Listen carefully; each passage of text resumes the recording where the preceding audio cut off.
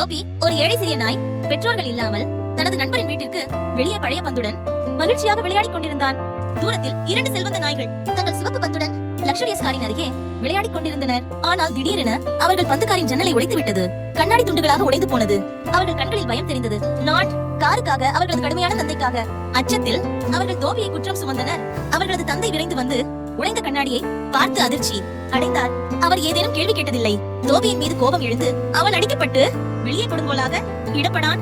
டோபி வலியுடன் அழுதான். குழப்பத்திலும் தனிமையிலும் பழைய பந்தை பிடித்து மெதுவாக சாலையில் நடந்தான்.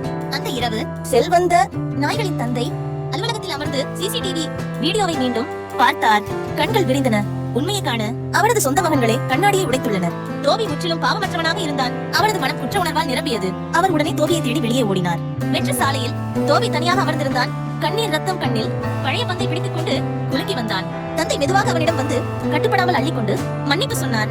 அவனை வீட்டிற்கு கொண்டு வந்து காயங்களை சிகிச்சை செய்தார் மற்றும் முதன்முறையாக சுவையான லக்ஷரியஸ் உணவோடு வரவேற்றார். அந்த உணவு, மென்மையான வெளிச்சங்கள் மற்றும் அன்பு, இவை டோபி ஒருபோதும் அனுபவிக்காதவை. மறக்காமல் உண்மையை நினைத்து தந்தை தனது 2 கெட்ட மகன்களை வீட்டில் இருந்து வெளியே தூக்கி விட்டார்.